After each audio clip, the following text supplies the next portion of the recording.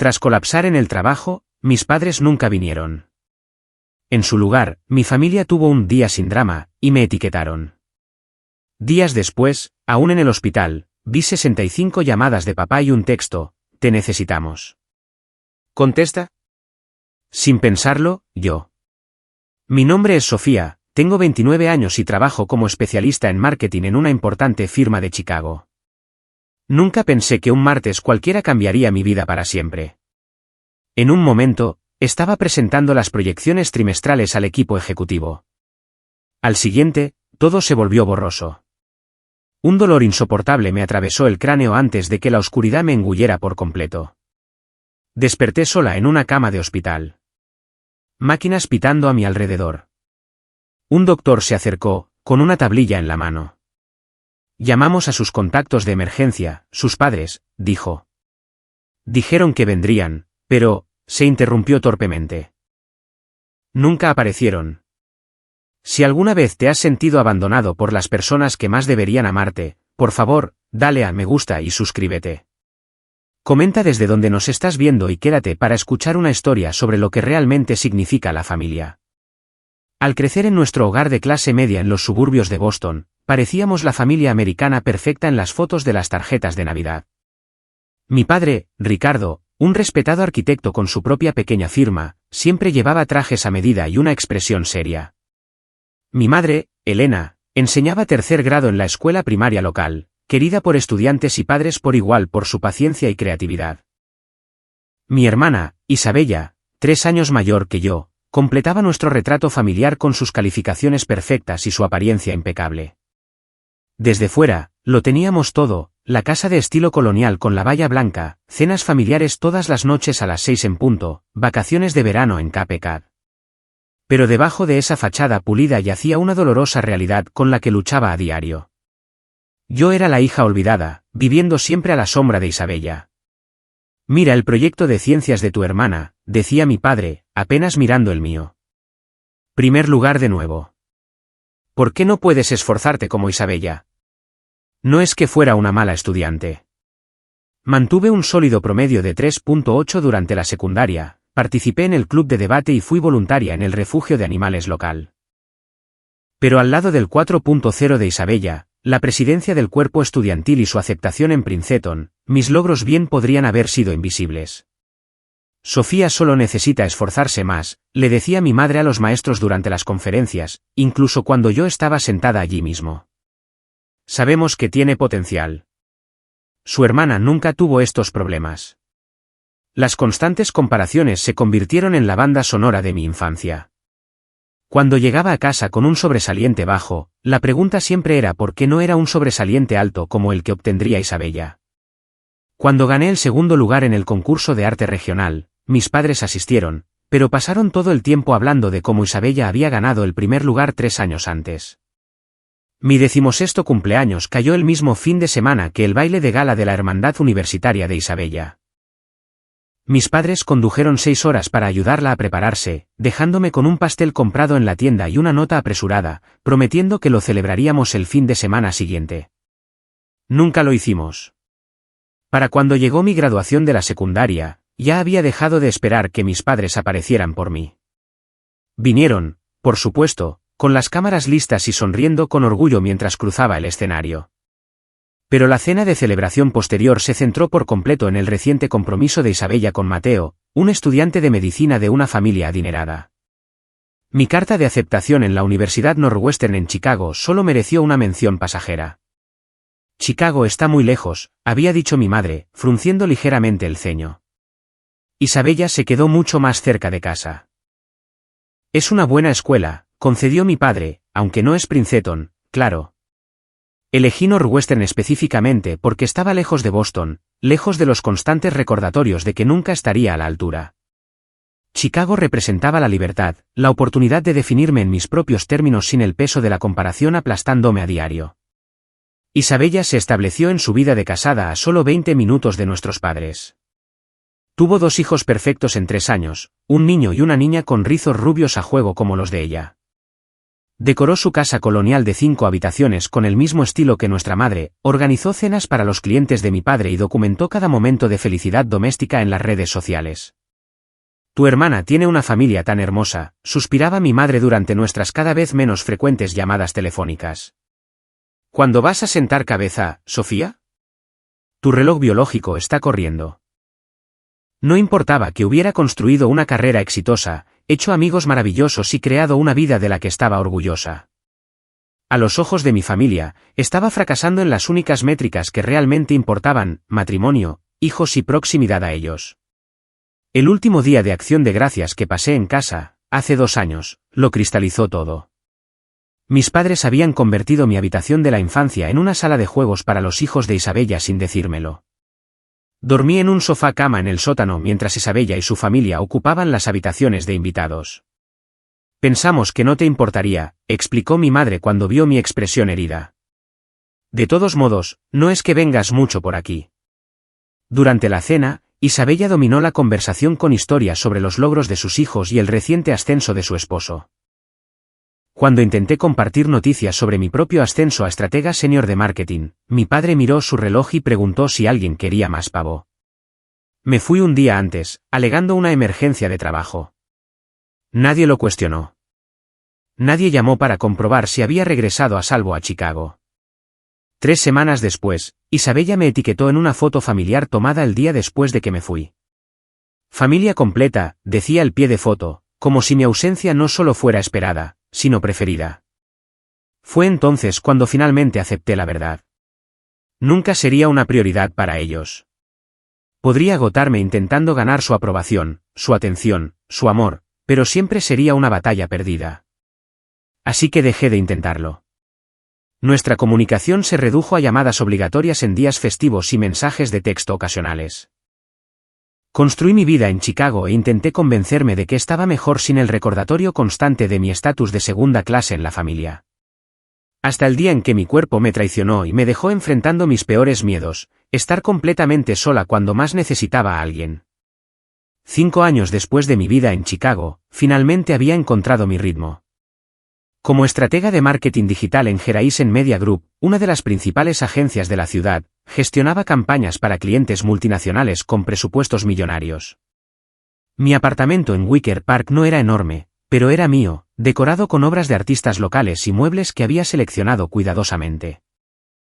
Tenía un pequeño círculo de amigos, en su mayoría del trabajo y de mi clase semanal de cerámica, que me aceptaban exactamente como era. La distancia de mi familia me permitió respirar, crecer y convertirme en mí misma sin ser medida constantemente con la vara de Isabella.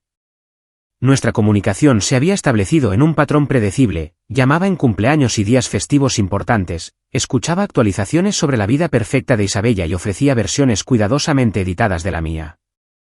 Les enviaba regalos en Navidad y para los cumpleaños de mis sobrinos. Rara vez acusaban recibo. Me decía a mí misma que esto era normal, saludable, incluso. Muchos adultos mantenían un contacto mínimo con sus familias.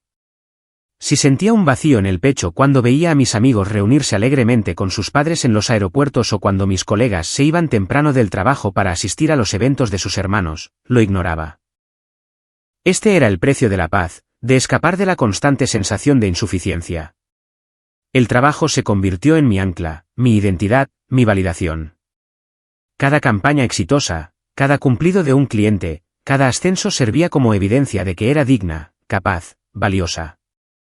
Me volcaba en los proyectos, trabajando regularmente jornadas de 12 horas y llevando mi portátil a casa los fines de semana.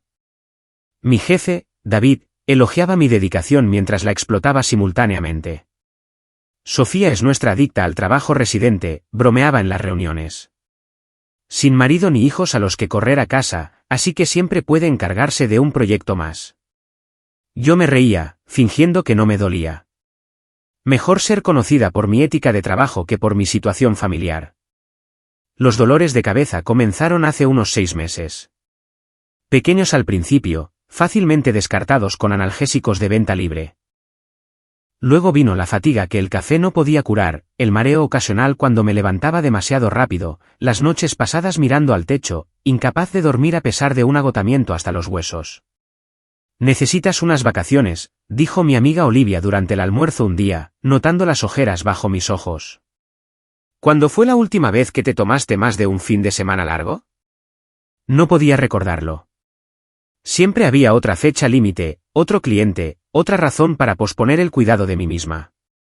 La cuenta de Northstar Athletics se suponía que sería mi mayor logro. Una compañía nacional de ropa deportiva que buscaba renovar su marca para un público más joven me había solicitado específicamente para liderar su campaña. David había insinuado que el éxito podría significar un ascenso a nivel de directora, con un aumento salarial significativo y mi propio equipo. Esta es tu oportunidad de brillar de verdad, me dijo, dejando una pila de materiales de investigación en mi escritorio. La presentación ante su junta directiva es en 3 semanas. Necesito los conceptos para el viernes. Me lancé al proyecto, trabajando jornadas de 16 horas, saltándome comidas e ignorando los dolores de cabeza cada vez más severos que ahora requerían medicación recetada para controlarlos. Mi visión se nublaba ocasionalmente cuando miraba la pantalla de mi computadora durante demasiado tiempo, pero lo atribuía a la fatiga visual y seguía adelante. La mañana de la presentación, desperté con el peor dolor de cabeza hasta la fecha, un torniquete de dolor que hacía insoportable incluso la tenue luz de la mañana. Dupliqué mi medicación, tomé una ducha muy caliente con la esperanza de aliviar la tensión en mi cuello y me vestí con mi atuendo más inspirador de confianza, un traje gris carbón con una blusa de seda que había costado casi la mitad de mi alquiler mensual. «Te ves terrible», susurró Olivia cuando llegué a la oficina. El maquillaje estaba cuidadosamente aplicado para ocultar mi palidez. Se había unido a la empresa solo 3 meses antes como redactora junior y rápidamente se había convertido en lo más parecido a una amiga que tenía en el trabajo. ¿Estás segura de que estás bien para hacer esto? Estoy bien, insistí, organizando mis materiales de presentación. Solo nerviosa. Esta cuenta es enorme. Los ejecutivos de Northstar entraron en nuestra sala de conferencias exactamente a las 10. David me presentó con su encanto habitual, y yo tomé mi lugar a la cabeza de la mesa. Mis diapositivas cuidadosamente preparadas aparecieron en la pantalla detrás de mí mientras comenzaba a esbozar nuestra estrategia para revitalizar su marca. A los 15 minutos, la sala comenzó a inclinarse. Los rostros que me observaban se difuminaron, sus rasgos se derritieron como figuras de cera en el calor. Me agarré al borde de la mesa, tratando de estabilizarme. Como pueden ver en el análisis demográfico, mi voz sonaba distante, como si otra persona estuviera hablando. El dolor en mi cabeza se agudizó, como un atizador al rojo vivo detrás de mi ojo derecho. Recuerdo haber intentado alcanzar mi vaso de agua. Recuerdo a alguien diciendo mi nombre con creciente alarma. Recuerdo la terrible sensación de que mis piernas cedían, de caer hacia atrás en la nada. Luego, la oscuridad. Siguieron fragmentos de conciencia. Voces gritando. El techo moviéndose sobre mí. El ulular de las sirenas. Un paramédico haciendo preguntas que no parecía poder responder. El rostro de Olivia, pálido de preocupación, flotando al borde de mi visión. La presión está bajando. Ponedle una vía intravenosa. Señorita, ¿puede decirme su nombre? Intenté responder, pero mi boca no cooperaba. El dolor estaba en todas partes ahora, aplastando mi cráneo desde adentro hacia afuera. Luego, de nuevo, la misericordiosa oscuridad. Cuando recuperé la conciencia por completo, estaba en una cama de hospital. Las luces estaban tenues, pero podía distinguir los contornos del equipo médico que me rodeaba. Una vía intravenosa entraba en mi brazo, y algo pitaba constantemente cerca. Sentía la boca como si estuviera llena de algodón, y el dolor en mi cabeza había retrocedido a un latido sordo. Una enfermera notó que estaba despierta y se acercó. Bienvenida de nuevo, dijo, revisando los monitores a mi lado. Nos diste un buen susto a todos. Voy a avisar al doctor de que estás despierta. ¿Qué pasó? Mi voz era un susurro ronco. Te desmayaste en el trabajo. Tu colega vino contigo en la ambulancia. Tuvo que volver a la oficina, pero dijo que regresaría más tarde. Ajustó algo en mi vía intravenosa. El doctor te explicará todo. Intenta descansar. La doctora llegó poco después, una mujer de unos 40 años con ojos amables y un trato directo. Señorita Martínez, soy la doctora Morales. Está en el Northwestern Memorial Hospital. Se desmayó debido a una deshidratación y agotamiento severos, pero nos preocupa que pueda haber causas subyacentes.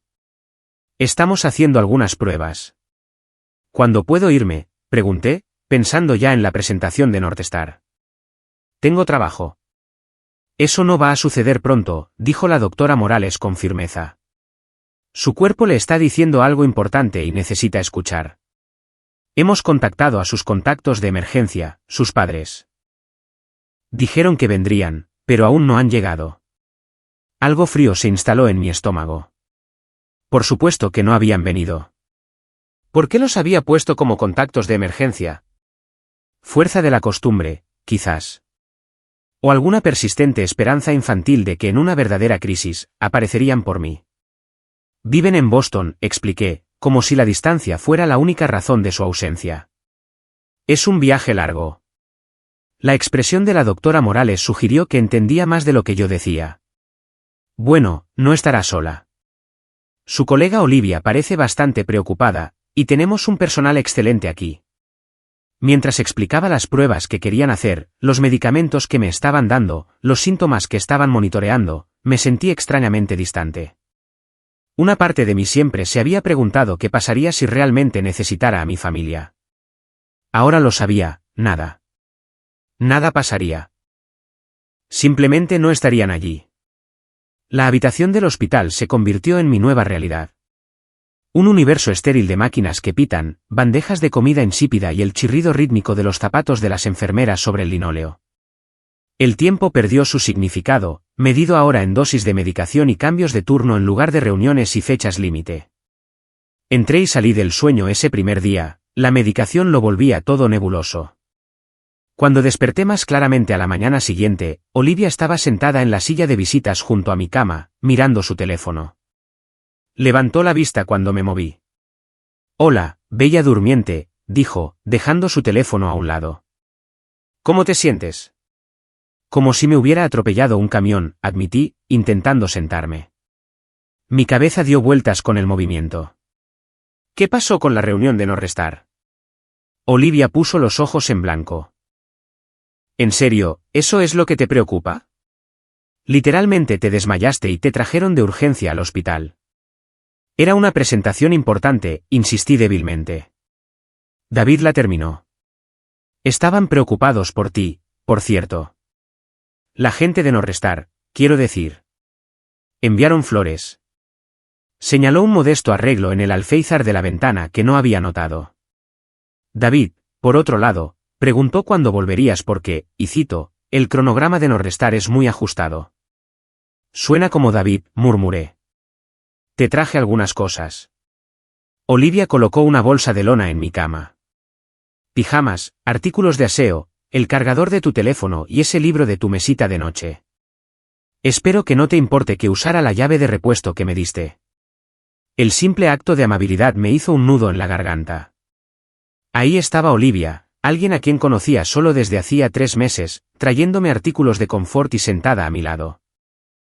Mientras tanto, mi propia familia.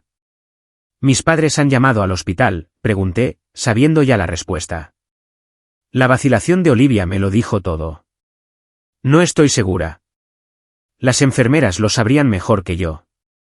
«Está bien», dije rápidamente. «Están ocupados y Boston está lejos». «Es un vuelo de 2 horas», dijo Olivia, con un filo en la voz. «Pero bueno, seguro que tienen sus razones». Ambas sabíamos cuáles eran esas razones, pero ninguna de las dos lo dijo en voz alta.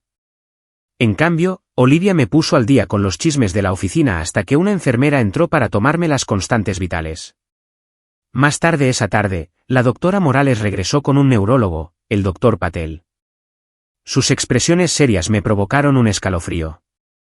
«Señorita Martínez, tenemos algunas preocupaciones sobre sus pruebas preliminares», comenzó la doctora Morales.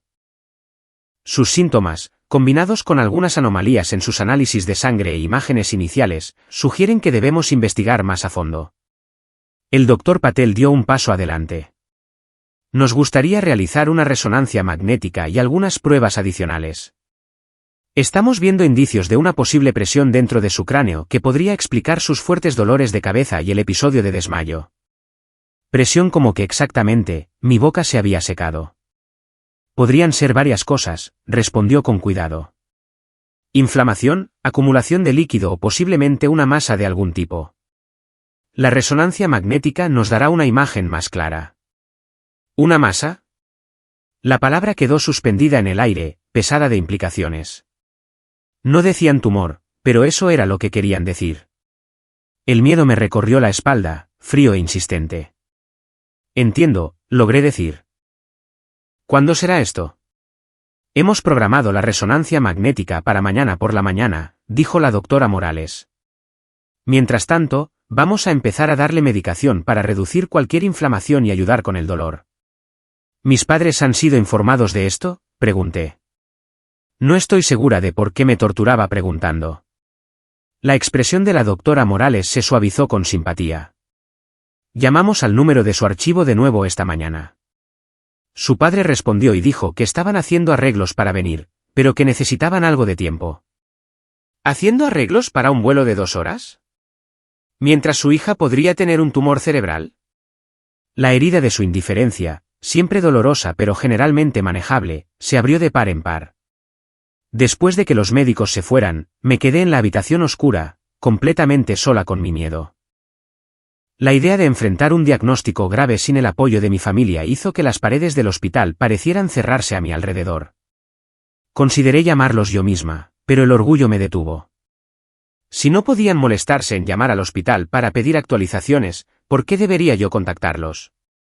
La noche trajo un cambio de turno y con él una enfermera llamada Jennifer, que se convertiría en una fuente inesperada de consuelo en los días venideros. ¿Sin visitas esta noche?, preguntó mientras revisaba mi vía intravenosa. Mis padres viven fuera del estado, dije. La excusa se sentía hueca incluso para mis propios oídos. Jennifer asintió, sin juzgar. Bueno, me tienes a mí hasta las 7 de la mañana. Te lo advierto, hablo mucho. Mis otros pacientes suelen fingir que están dormidos para tener un poco de paz. Su charla alegre mientras trabajaba fue extrañamente reconfortante. Me habló de sus 3 gatos, su pasión por los podcasts de crímenes reales y el reciente y desastroso intento de su hermana de teñirse el pelo en casa, historias simples y normales de la vida que me distrajeron momentáneamente del miedo que me carcomía por dentro. Muchos pacientes pasan por procedimientos serios solos, le pregunté cuándo se iba. Jennifer se detuvo en la puerta. Más de los que crees. La familia es complicada. Pero, ¿sabes qué? El personal del hospital se convierte en una familia sustituta bastante buena cuando es necesario. Te cubrimos las espaldas. Sus palabras se quedaron conmigo mientras intentaba dormir, compitiendo con las preocupaciones sobre la resonancia magnética y lo que podría revelar. Mi teléfono permanecía en silencio sobre la mesita de noche. Sin llamadas de Boston. Sin mensajes de texto preocupados preguntando cómo me sentía. Solo notificaciones del trabajo, correos electrónicos y redes sociales que no me atrevía a revisar. La resonancia magnética a la mañana siguiente fue una pesadilla claustrofóbica de ruido mecánico e inmovilidad. Cerré los ojos e intenté concentrarme en mi respiración, luchando contra el pánico mientras la máquina retumbaba y zumbaba a mi alrededor. Los técnicos habían sido amables, explicando cada paso, pero nada podía prepararme para la realidad de ser deslizada en ese tubo estrecho mientras estaba aterrorizada por lo que pudieran encontrar.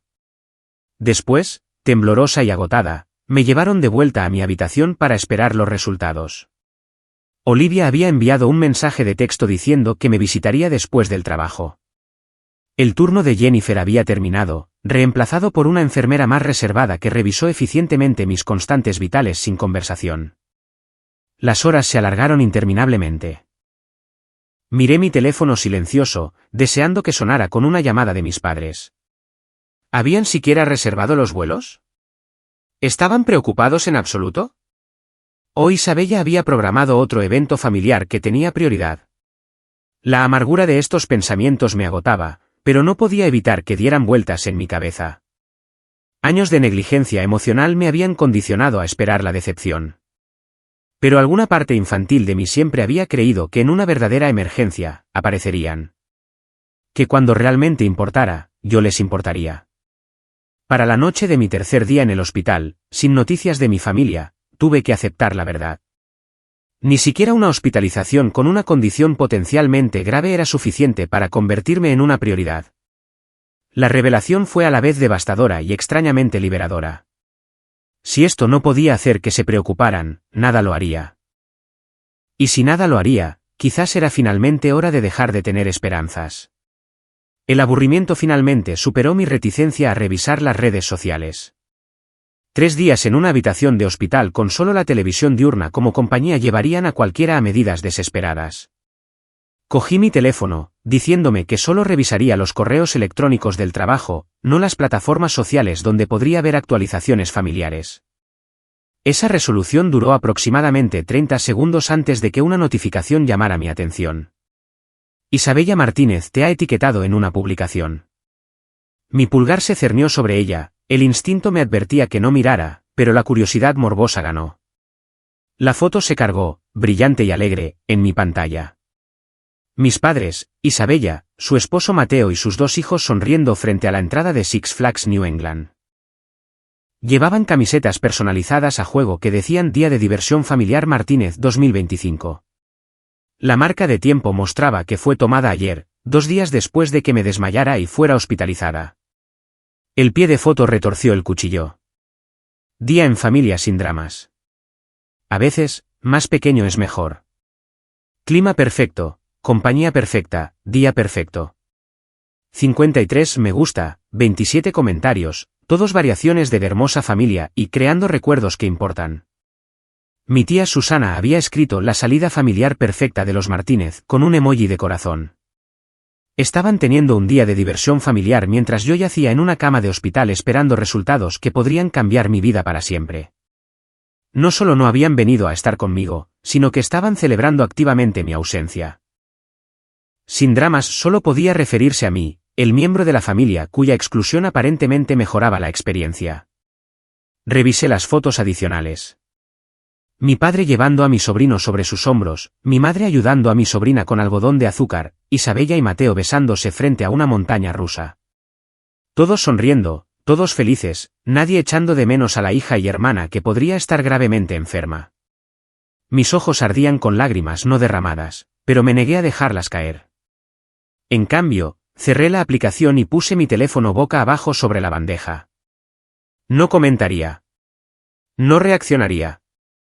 No les daría la satisfacción de saber que me habían herido una vez más. Un golpe en la puerta interrumpió mis oscuros pensamientos. La doctora Morales y el doctor Patel entraron, llevando tabletas y con expresiones cuidadosamente neutrales que hicieron que mi estómago se contrajera de pavor. Señorita Martínez, comenzó el doctor Patel, acercando una silla a mi cama. Tenemos los resultados de su resonancia magnética. Me preparé, agarrando la delgada manta del hospital. Solo díganmelo directamente, sea lo que sea. Encontramos una masa en su lóbulo frontal derecho, dijo, girando su tableta para mostrarme una imagen del escáner con un área blanca distintiva resaltada. Basado en sus características, creemos que es un meningioma, un tipo de tumor que se forma en las membranas que cubren el cerebro. Un tumor. La palabra que había estado temiendo. Mis oídos comenzaron a zumbar y me obligué a concentrarme en la continua explicación del doctor Patel. La buena noticia es que los meningiomas suelen ser benignos, lo que significa que no son cancerosos. Sin embargo, la ubicación y el tamaño del suyo está causando una presión significativa, lo que explica sus síntomas. Necesita ser extirpado quirúrgicamente. Cirugía, repetí, entumecida. Cirugía cerebral. La doctora Morales dio un paso adelante. El procedimiento conlleva riesgos, como cualquier cirugía, pero el doctor Patel es uno de los mejores neurocirujanos del Medio Oeste. Dada la naturaleza progresiva de sus síntomas, recomendamos proceder relativamente pronto, dentro de la próxima semana si es posible. Continuaron explicando el procedimiento, el proceso de recuperación, las tasas de éxito, pero sus voces parecían venir de muy lejos. Todo en lo que podía pensar era que enfrentaría una cirugía cerebral completamente sola. ¿Hay alguien a quien podamos llamar por usted?, preguntó la doctora Morales suavemente. ¿Familia o amigos que puedan estar aquí? La imagen de mi familia riendo en Six Flags pasó por mi mente. No, dije con firmeza. No hay nadie a quien necesiten contactar. Después de que los médicos se fueran, prometiendo regresar al día siguiente con más detalles sobre la programación de la cirugía, me senté en un silencio atónito. Tumor cerebral, cirugía, recuperación. Todas palabras que no deberían ser parte de mi realidad. A los 29 años, se suponía que las personas que enfrentaban crisis de salud graves estarían rodeadas de seres queridos, no yaciendo solas en una habitación de hospital mientras su familia disfrutaba de parques de atracciones. La injusticia de todo aquello rompió algo dentro de mí, liberando un torrente de lágrimas que había estado conteniendo durante días, durante años. Todavía estaba llorando cuando Jennifer llegó para su turno de noche. Me miró y cerró la puerta para tener privacidad. «¿Malas noticias?», preguntó suavemente, entregándome una caja de pañuelos. Asentí, incapaz de hablar entre sollozos. «¿Quieres hablar de ello?» Me han dicho que soy buena escuchando cuando no te estoy dando la lata. Así que le conté sobre el diagnóstico, la cirugía recomendada, y luego, sorprendiéndome a mí misma, sobre mi familia, sobre la foto etiquetada y los años de negligencia emocional que la habían precedido.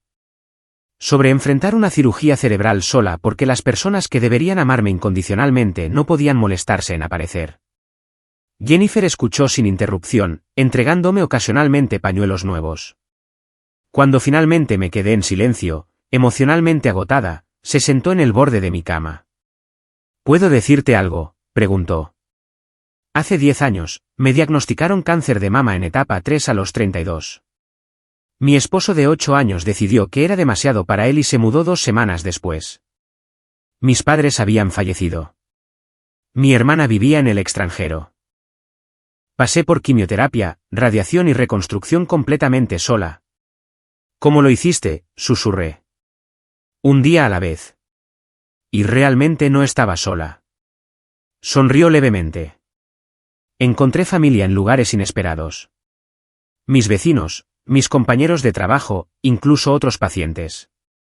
A veces, la familia en la que nacemos nos falla, pero la familia que encontramos en el camino puede ser más fuerte que la sangre. «No sé si soy tan valiente», admití. «Nadie lo sabe hasta que tiene que serlo», respondió Jennifer.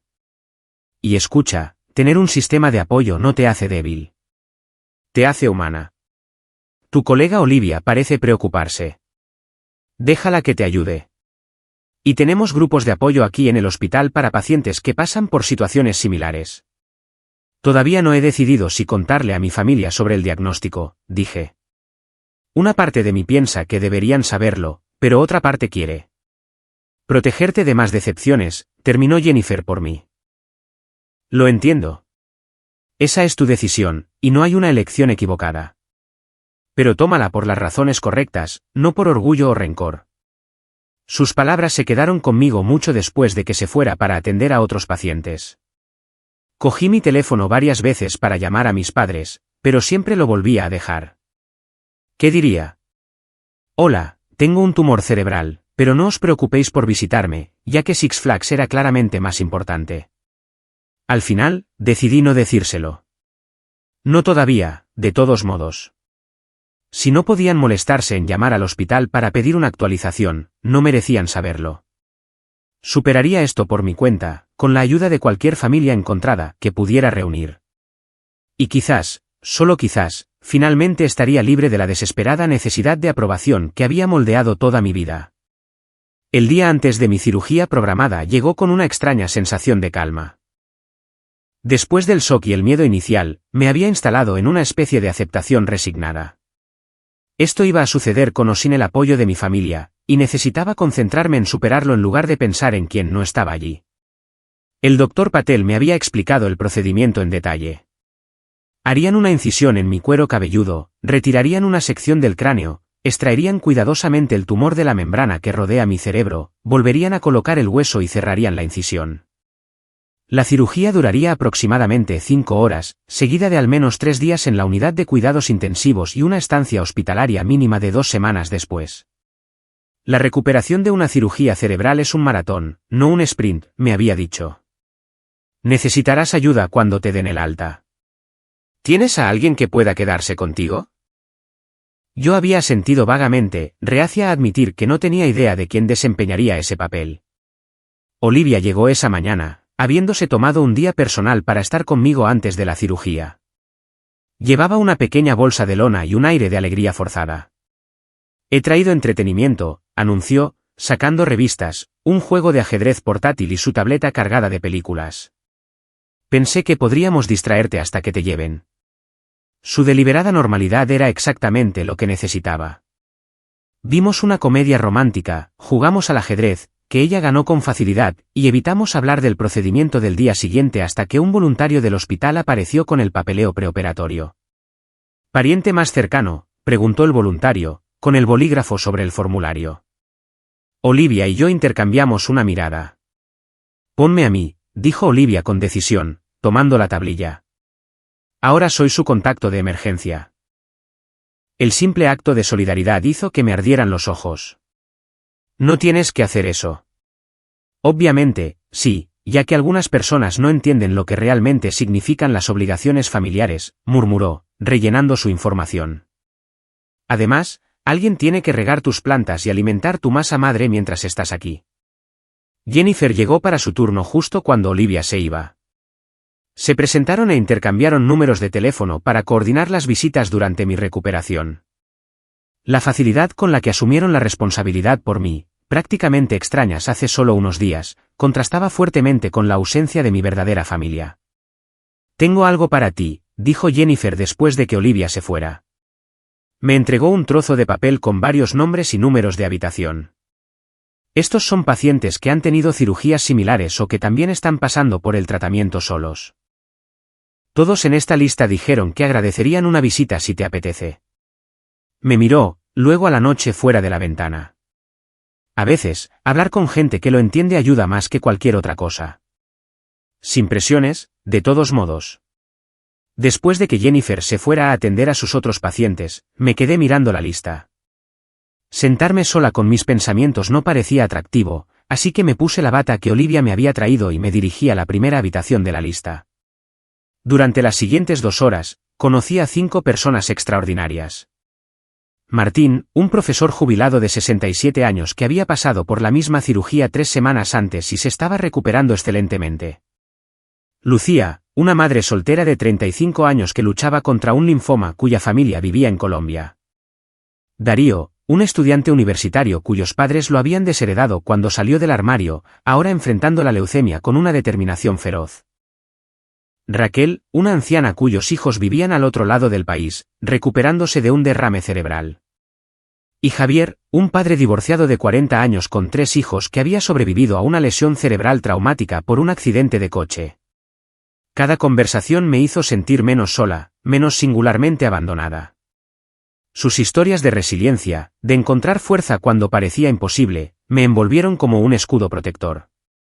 Para cuando regresé a mi habitación, agotada pero más tranquila, me sentí parte de algo más grande que yo misma, una comunidad de supervivientes. Dormí sorprendentemente bien esa noche y desperté lista para enfrentar lo que venía. Los preparativos preoperatorios pasaron en un borrón de formularios, controles de constantes vitales e instrucciones de última hora. Olivia llegó justo antes de que vinieran a llevarme al quirófano, apretando mi mano y prometiendo estar allí cuando despertara. Tú puedes con esto, susurró. Y me tienes a mí. Eso es suficiente. El anestesiólogo me pidió que contara hacia atrás desde 10. Llegué a 7 antes de que la oscuridad me reclamara.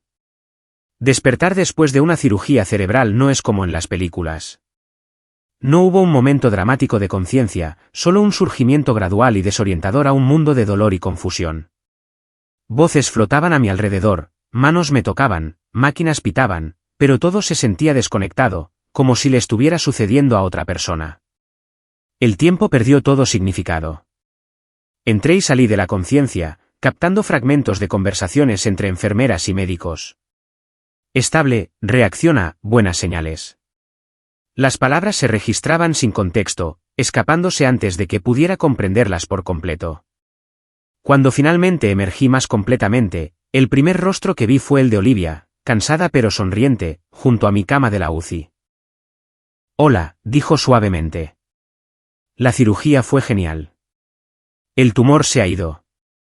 Vas a estar bien. Intenté hablar, pero tenía la garganta demasiado seca. Me ofreció un pequeño trozo de hielo de una taza junto a la cama. Jennifer también está aquí, añadió Olivia. Pasó en su descanso, y Martín del final del pasillo envió flores. Tienes todo un club de fans formándose. Apareció una enfermera, revisando monitores y ajustando algo sobre mi cabeza. El doctor Patel pasará pronto para darte el informe completo, pero todo salió según lo planeado. ¿Cómo está tu nivel de dolor en una escala del 1 al 10? El dolor punzante en mi cabeza era intenso, pero de alguna manera distante.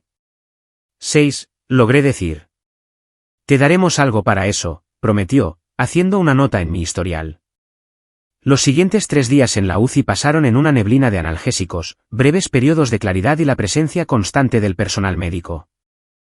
Olivia me visitaba a diario, trayendo noticias del trabajo y pequeños detalles de ánimo. Jennifer pasaba en cada turno, a veces solo por unos minutos, a veces más tiempo cuando su carga de pacientes lo permitía. Al cuarto día, me trasladaron a una habitación normal, con la cabeza envuelta en vendas, el cuerpo débil, pero la mente cada vez más clara. El doctor Patel me visitó con buenas noticias. El tumor había sido extirpado por completo, se confirmó que era benigno y mi pronóstico era excelente. Necesitarás fisioterapia y terapia ocupacional, explicó. Y te vigilaremos de cerca durante el próximo año, pero espero que te recuperes por completo. Esa noche, mientras comía lentamente la primera comida real que me habían permitido desde la cirugía, mi teléfono, que había estado prácticamente ignorado en la mesita de noche, comenzó a vibrar repetidamente. Notificaciones de mensajes de texto y alertas de llamadas perdidas llenaron la pantalla en una repentina ráfaga de actividad. 17 llamadas perdidas de papá, 22 llamadas perdidas de mamá, 26 llamadas perdidas de Isabella y un mensaje de texto de mi padre: te necesitamos. Responde inmediatamente. Miré la pantalla con incredulidad. Después de casi una semana de completo silencio mientras me enfrentaba a un tumor cerebral y una cirugía sola, de repente mi familia intentaba contactarme desesperadamente. No para ver cómo estaba, no para disculparse por su ausencia, sino porque me necesitaban. Con manos temblorosas, abrí el mensaje de texto de mi padre y encontré un segundo debajo: tu abuelo está en el hospital. Derrame cerebral. Los médicos dicen que podría no superarlo. Está preguntando por ti. Llámanos. Mi abuelo. La única persona en mi familia extendida que siempre me había visto, que siempre me había hecho sentir valorada. Quien me había enseñado a pescar, a jugar al ajedrez y a apreciar la música clásica cuando era joven. Quien me enviaba tarjetas de cumpleaños con notas personales incluso después de que me mudara a Chicago. Quien me llamaba cada mes solo para charlar. Y se estaba muriendo, preguntando por mí, mientras yo misma yacía en una cama de hospital recuperándome de una cirugía cerebral de la que mi familia ni siquiera sabía. Sin pensarlo 2 veces, presioné el botón de llamada junto a mi cama. Cuando apareció una enfermera, pedí a Jennifer. Este era un momento que no podía enfrentar sola. Jennifer llegó en minutos, su expresión cambiando de una consulta profesional rutinaria a preocupación cuando vio mi cara. ¿Qué pasa? ¿Tienes dolor? Le entregué mi teléfono sin decir palabra, la avalancha de mensajes y el texto de mi padre en la pantalla. Ah, dijo después de leerlo. Las emergencias familiares tienen un timín interesante, ¿no crees? Mi abuelo, dije, con la voz quebrada. Él es el único que siempre. Que siempre. Y ahora se está muriendo y yo estoy aquí y ellos ni siquiera saben por qué no he respondido sus llamadas. Jennifer se sentó en el borde de mi cama. ¿Qué quieres hacer? Era una pregunta tan simple, pero atravesó el enredo de emociones que nublaba mi juicio. ¿Qué quería hacer yo? No qué debería hacer, o qué se esperaba de mí, sino qué quería Sofía en realidad. Cerré los ojos. Los recuerdos de mi abuelo me inundaron. El abuelo Arturo llevándome a pescar al amanecer cuando tenía 8 años. Solo nosotros 2, mientras el resto de la familia dormía. Enseñándome a poner el cebo en mi propio anzuelo y a limpiar mi pesca, diciéndome que era valiente y capaz cuando mis padres solo veían lo que no podía hacer. El abuelo Arturo asistiendo a mi exposición de arte de la secundaria cuando mis padres tenían un conflicto con el torneo de debate de Isabella, de pie con orgullo junto a mis pinturas y presentándose a todos como el abuelo de Sofía, sí, la artista talentosa. El abuelo Arturo llamándome después de cada día festivo importante que pasaba sola en Chicago. No para hacerme sentir culpable por estar ausente, sino para decirme que me extrañaba y que entendía por qué necesitaba distancia. Necesito verlo, dije finalmente. Pero no sé si puedo, físicamente. Quiero decir, acabo de tener una cirugía cerebral. Deja que llame al doctor Patel, dijo Jennifer. Esto es una cuestión médica primero, y emocional después. El doctor Patel fue directo cuando lo consultaron. No es aconsejable viajar durante al menos 2 semanas después de una craneotomía. Los cambios de presión durante un viaje en avión podrían causar complicaciones, y todavía está en riesgo de convulsiones, hemorragias e infecciones. ¿Dónde está su abuelo? En Boston, dije, con el corazón hundiéndose. Eso es definitivamente un no para viajar en avión, confirmó. Incluso un viaje en coche de una longitud significativa sería desaconsejable. Necesita descanso, un entorno controlado y acceso inmediato a atención médica si surgen complicaciones. Así que no puedo ir, susurré, con lágrimas asomando. No puedo despedirme. No puede viajar, corrigió suavemente. Pero hay otras opciones. Videollamadas, por ejemplo. Olivia, que había llegado durante esta conversación, intervino. Lo primero es lo primero, tienes que devolver la llamada a tu familia. Ni siquiera saben por qué no has estado respondiendo. Tenía razón, por supuesto. Con Jennifer y Olivia flanqueándome como centinelas protectores, marqué el número de mi padre. Respondió al primer tono. Sofía, ¿dónde has estado? Llevamos días intentando localizarte. Sin hola. Sin ¿cómo estás? Solo una acusación inmediata. He estado en el hospital, papá, dije, mi voz más firme de lo que esperaba. Una pausa. ¿Qué? ¿Por qué? ¿Estás bien? No realmente. La simplicidad de la respuesta pareció quedar suspendida en el aire. Me desmayé en el trabajo la semana pasada. Un tumor cerebral. Me operaron hace 4 días. El silencio se alargó en la línea, tanto que pensé que nos habíamos desconectado. Finalmente, la voz de mi padre regresó, extrañamente apagada. ¿Hablas en serio? ¿Por qué no nos lo dijiste? Lo absurdo de la pregunta me hizo reír, un sonido corto y áspero que tiró dolorosamente de mi incisión. El hospital os llamó varias veces. Dijisteis que vendríais, pero nunca lo hicisteis. En lugar de eso, os fuisteis a Six Flags. Otra larga pausa. No pensamos que fuera tan grave. La enfermera solo dijo que estabas deshidratada y agotada. ¿Y no se os ocurrió volver a comprobarlo? ¿Llamar al hospital para pedir actualizaciones? ¿Llamarme directamente? Cada pregunta apretaba más mi agarre en el teléfono. Desperté sola en una cama de hospital, papá. Me diagnosticaron un tumor cerebral sola. Entré a una cirugía cerebral sola. ¿Sofía? Yo, parecía no encontrar las palabras, algo que nunca había presenciado antes. Deberíamos haberlo comprobado. Lo siento. La disculpa, probablemente la primera que había recibido de él, debería haber sido trascendental. En cambio, se sintió hueca, demasiado poco, demasiado tarde. El abuelo Arturo, dije, cambiando de tema. ¿Cómo está? Mi padre suspiró pesadamente. No muy bien. Un derrame cerebral importante hace 3 días. Está consciente pero débil. Los médicos no son optimistas. No puedo viajar, dije. Órdenes del médico. Pero quiero hablar con él. ¿Puedes organizar una videollamada? Por supuesto. Te enviaré un mensaje de texto cuando estemos en su habitación. Una vacilación. Tu madre y tu hermana están aquí. Quieren hablar contigo. Ahora no, dije con firmeza. Estoy cansada. Una cirugía cerebral hace eso. Solo organiza la llamada con el abuelo. Después de colgar, me dejé caer contra las almohadas, emocionalmente agotada. Olivia me apretó la mano. Lo hiciste genial, dijo. Muy tranquila, con límites muy claros. ¿Se disculpó? Dije, todavía procesando el evento sin precedentes. Creo que lo dejé en shock. Bien, dijo Jennifer con firmeza.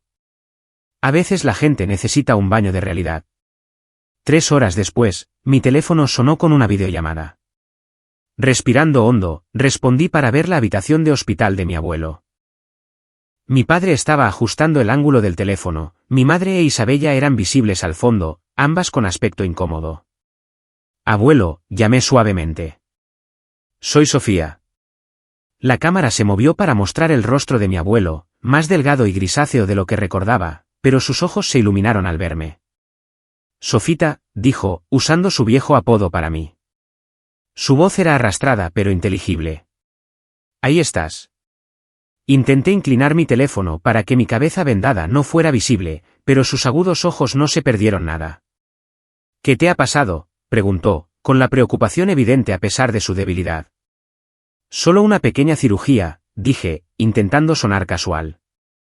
Nada de qué preocuparse. Mentirosa, dijo con un fantasma de su vieja sonrisa burlona. Tu padre me lo contó. Tumor cerebral. Mi niña valiente. Las lágrimas rodaron por mis mejillas. Incluso ahora, enfermo y moribundo, estaba más preocupado por mí que por sí mismo. Estoy bien, abuelo. Los médicos dicen que me recuperaré por completo. ¿Bien? Eso es bueno. Sus ojos se cerraron brevemente, luego se abrieron con esfuerzo. Escúchame, Sofita. La casa del lago.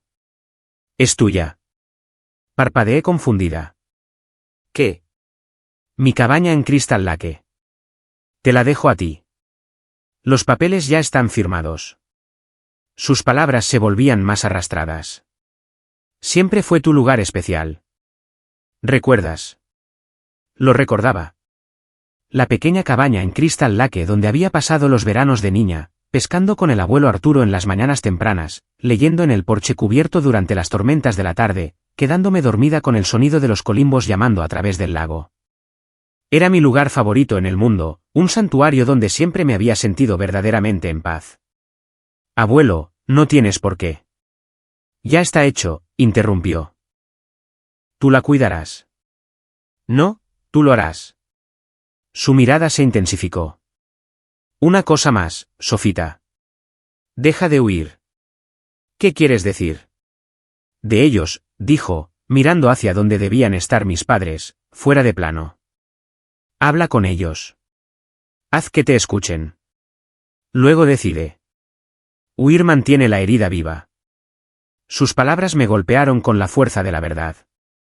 Había estado huyendo de mi familia durante años, distanciándome física y emocionalmente, pero sin confrontar nunca realmente el dolor que me habían causado. Nunca exigiendo ser vista, ser escuchada, ser valorada. Había aceptado mi papel de hija olvidada y había huido en lugar de luchar por el reconocimiento que merecía. Lo haré, prometí. La próxima vez que los vea. No hay mejor momento que ahora, dijo con un toque de su vieja terquedad. Estoy cansado. Habla con ellos. Sus ojos se cerraron de nuevo. Te quiero, Sofita. Siempre lo he hecho.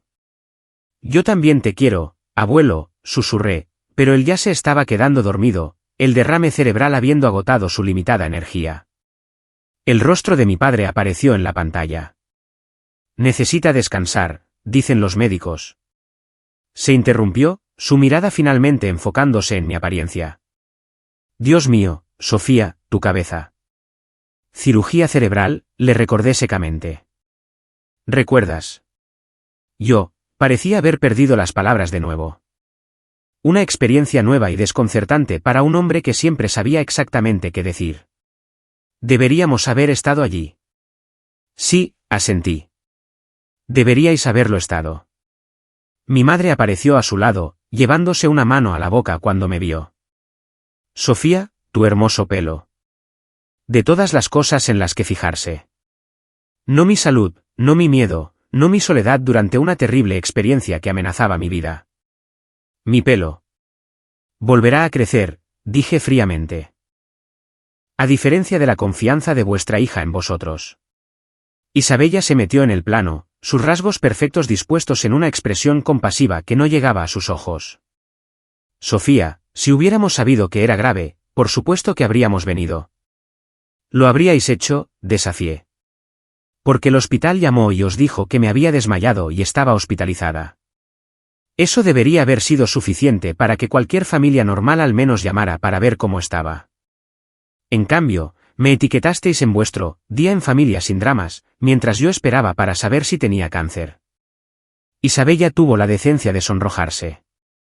Eso no quise decir. Sí, lo hiciste, dije con certeza.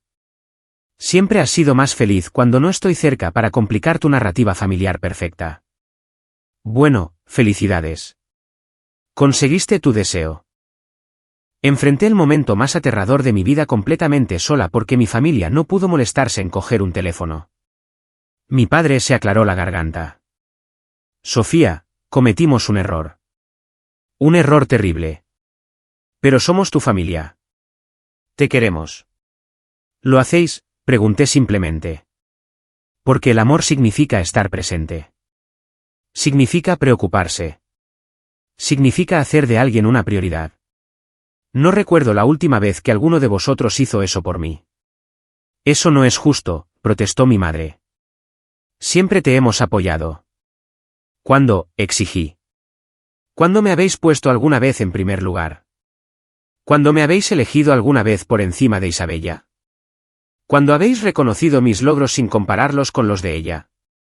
El silencio que siguió fue respuesta suficiente. Voy a colgar ahora, dije. Estoy cansada y necesito descansar. Dile al abuelo que llamaré mañana. Y no os preocupéis por venir a Chicago. Tengo gente que me está cuidando. Familia de verdad. Terminé la llamada antes de que pudieran responder. Luego apagué mi teléfono por completo. Había cumplido mi promesa al abuelo Arturo. Había dicho mi verdad. Y por primera vez en mi vida, me sentí libre de la desesperada necesidad de su aprobación. Olivia, que había salido durante la llamada para darme privacidad, regresó con una taza de trocitos de hielo. ¿Cómo fue? Exactamente como tenía que ser, respondí. Estoy lista para centrarme en mi curación ahora. 2 semanas después de mi cirugía, en contra de la fuerte recomendación del Dr. Patel, pero con su renuente aprobación, abordé un tren hacia Boston. La condición de mi abuelo se había estabilizado un poco, aunque el pronóstico seguía siendo malo. Estaba decidida a verlo una última vez, a agradecerle en persona por ser el único miembro de la familia que siempre había visto mi valía. Olivia había insistido en acompañarme, tomando días de vacaciones adicionales para servir como lo que ella llamaba mi guardaespaldas médica. Jennifer había proporcionado instrucciones detalladas para manejar mi medicación, reconocer señales de advertencia y manejar posibles complicaciones durante el viaje. Mis colegas del trabajo habían organizado un servicio de entrega de comidas para cuando regresara a Chicago, y Martín del hospital había ofrecido su cabaña frente al lago para mi periodo de recuperación una vez que tuviera el alta para viajes más largos. La avalancha de apoyo de prácticamente extraños contrastaba fuertemente con los tardíos y torpes intentos de reconciliación de mi familia. Mi padre había llamado a diario desde nuestra confrontación. Sus conversaciones eran rígidas y formales, preguntando por mi salud, pero sin abordar nunca los problemas más profundos entre nosotros. Mi madre había enviado flores a mi habitación del hospital con una tarjeta firmada, con amor, mamá y papá, pero sin ningún mensaje personal. Isabella había eliminado la publicación de Familia sin dramas de las redes sociales y la había reemplazado con un genérico, pensando en ti y etiquetándome. Nada de eso se sentía genuino. Nada de eso reconocía los años de negligencia emocional que habían culminado en que yo enfrentara una cirugía cerebral sola. Pero no iba a Boston por ellos. Iba por el abuelo Arturo. El viaje en tren fue agotador. Cada bache y vibración enviaba dolor a través de mi cráneo aún en proceso de curación. Para cuando llegamos a la estación Boston South, estaba pálida y temblando, apoyándome fuertemente en Olivia. Primero vamos a coger una habitación de hotel, insistió. Necesitas descansar antes de enfrentarlos. No discutí. El viaje de 4 horas en tren había drenado la poca energía que había acumulado durante mi estancia en el hospital. Nos registramos en un hotel cerca del hospital donde mi abuelo estaba siendo tratado, y me desplomé en la cama, quedándome dormida casi al instante. A la mañana siguiente, sintiéndome algo recuperada, tomamos un taxi hacia el Massachusetts General Hospital. Deliberadamente no había informado a mi familia de mi llegada, queriendo ver a mi abuelo sin su presencia agobiante si era posible. La suerte estuvo de mi lado. Cuando llegamos a su habitación, estaba vacía de visitantes, aunque la colección de chaquetas y tazas de café sugería que mis padres y mi hermana acababan de salir, probablemente para desayunar en la cafetería. El abuelo Arturo estaba despierto, mirando por la ventana el horizonte de Boston. Se giró cuando entré, su rostro iluminándose de sorpresa y alegría. Sofita, dijo, su habla todavía arrastrada pero más fuerte que durante nuestra videollamada. ¿Viniste? Por supuesto que vine, dije, acercándome a su cama e inclinándome con cuidado para besar su mejilla. Ni los caballos salvajes podrían haberme mantenido alejada. Su mirada recorrió mi apariencia, la incisión en proceso de curación parcialmente visible bajo mi gorro de punto holgado, la pérdida de peso de mi estancia en el hospital, la palidez persistente. No deberías haber viajado tan pronto después de la cirugía. Mira quién habla, bromeé suavemente, señalando su propia cama de hospital. Además, tenía que agradecerte en persona por la casa del lago. Pero más importante, por ser siempre la única persona en esta familia que realmente me vio. Extendió la mano hacia la mía, su agarre más frágil de lo que recordaba, pero aún cálido y tranquilizador. Siempre he estado orgulloso de ti, Sofita. De tu fuerza, tu independencia, tu corazón. Contuve las lágrimas. Lo aprendí de ti. ¿Hablaste con ellos?, preguntó. Tus padres, Isabella. Les dije cómo me sentía, confirmé. Pero no creo que realmente me escucharan. O si lo hicieron, no saben cómo arreglarlo. Quizás algunas cosas no se pueden arreglar. Él negó con la cabeza ligeramente. La familia es complicada. La gente comete errores, grandes errores.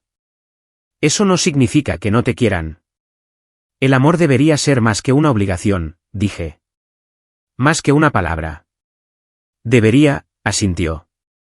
Pero a veces la gente no sabe cómo demostrarlo, ¿verdad?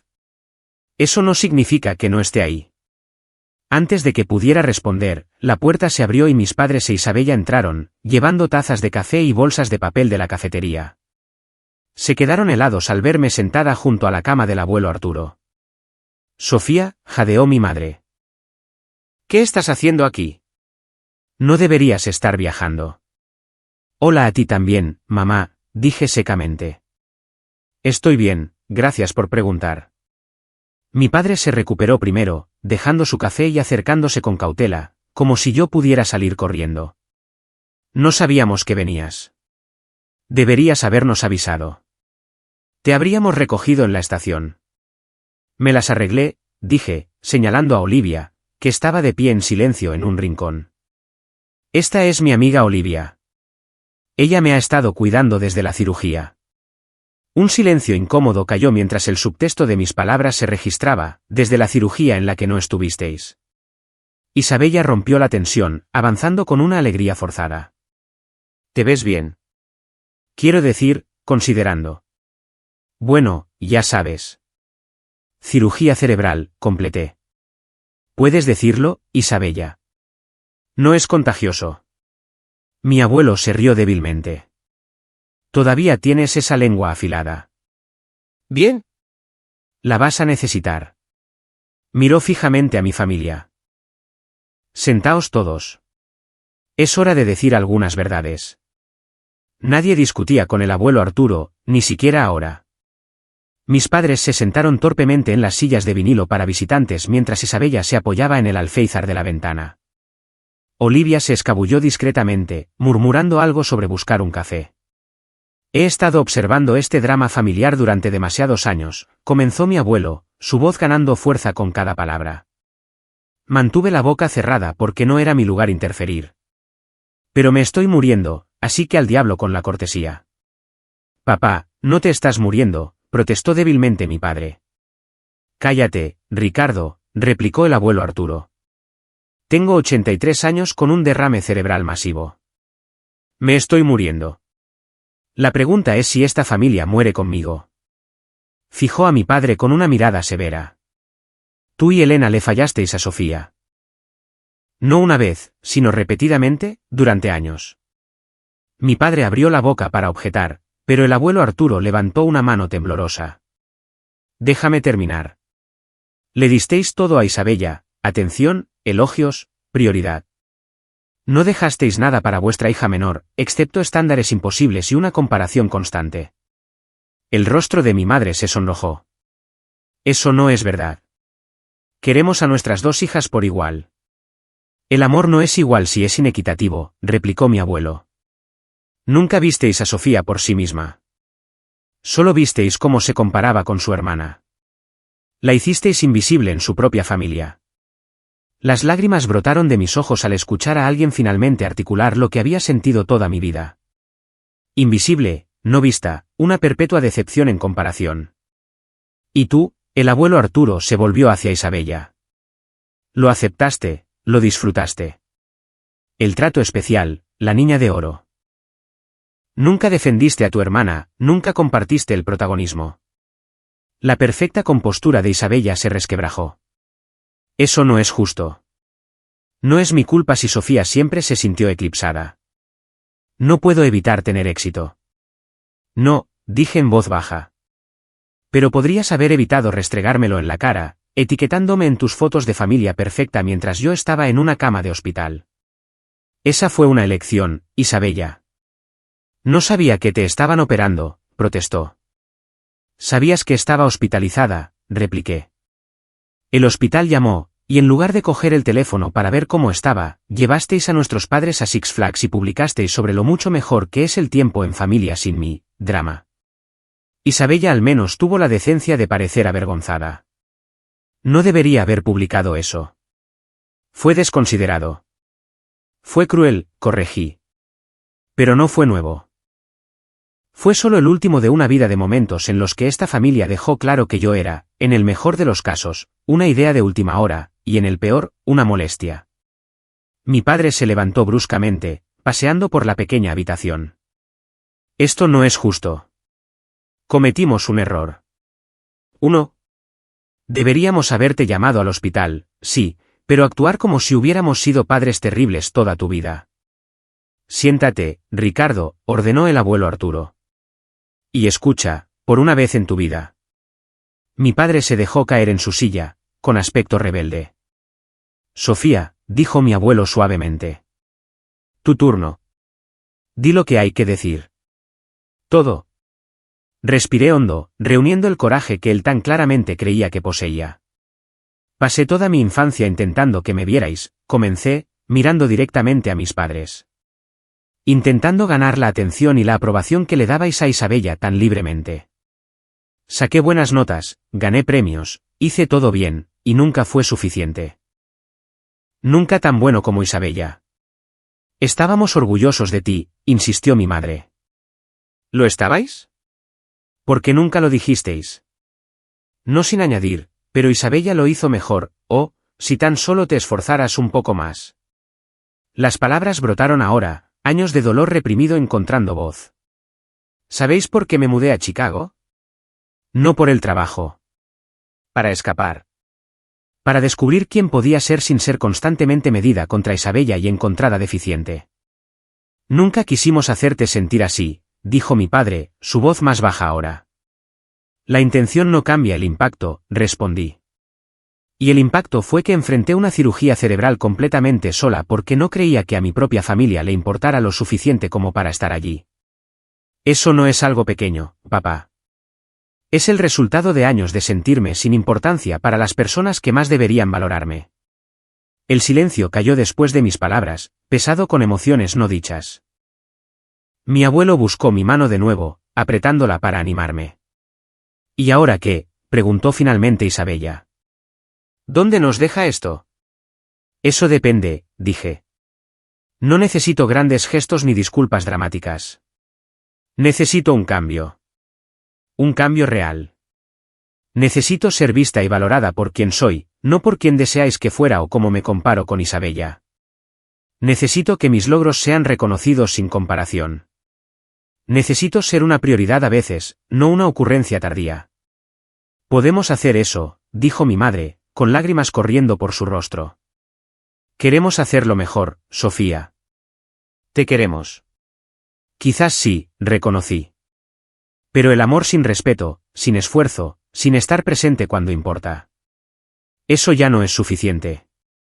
El monitor de mi abuelo pitó y cerró los ojos brevemente, la emotiva conversación pasándole factura a su frágil salud. Creo que es suficiente por hoy, dije, levantándome con cuidado. El abuelo necesita descansar y yo también. Olivia y yo nos quedamos en el Hampton del centro. Volveré mañana. Cuando me di la vuelta para irme, mi padre habló, su voz inusualmente humilde. ¿Nos darás una oportunidad, Sofía? Para demostrar que podemos cambiar, para ser la familia que mereces. Me detuve en la puerta. No hago promesas. Pero tampoco voy a huir más. Eso es un comienzo. 6 meses después, estaba de pie en el muelle de Crystal Lake, viendo la puesta de sol pintar el agua en tonos dorados y carmesí. Mi recuperación había sido lenta pero constante, con contratiempos ocasionales, pero un progreso general que impresionó a mi equipo médico. La cabaña, ahora legalmente mía tras el pacífico fallecimiento del abuelo Arturo 3 semanas después de nuestra conversación en el hospital, se había convertido en mi santuario durante la convalecencia. La relación con mi familia seguía siendo complicada. Había habido visitas incómodas, conversaciones difíciles, momentos de progreso seguidos de frustrantes retrocesos a viejos patrones. Mis padres estaban intentando, a su manera imperfecta, entender el daño que habían causado y construir algo nuevo. Isabella y yo manteníamos una distancia cuidadosa, cordiales, pero no cercanas, los años de desequilibrio no se superan fácilmente. Pero el cambio más profundo estaba dentro de mí. Ya no me definía por su aprobación o validación. Ya no cargaba con la necesidad desesperada de demostrar mi valía a personas que no habían sabido verla. Había descubierto mi propia fuerza en la crisis y había construido conexiones que cumplían el verdadero significado de familia. Olivia se había convertido en mi mejor amiga, las visitas de fin de semana a la cabaña del lago eran una tradición regular. Jennifer y yo intercambiábamos mensajes de texto con regularidad y nos reuníamos mensualmente para tomar un café cuando nuestros horarios coincidían. El grupo de apoyo del hospital había evolucionado hasta convertirse en un círculo social muy unido, personas que entendían la lucha y la resiliencia de maneras que mi familia biológica nunca podría. Había creado mi propia definición de familia, una basada en la elección en lugar de la obligación, en estar presente en lugar de en el ADN compartido.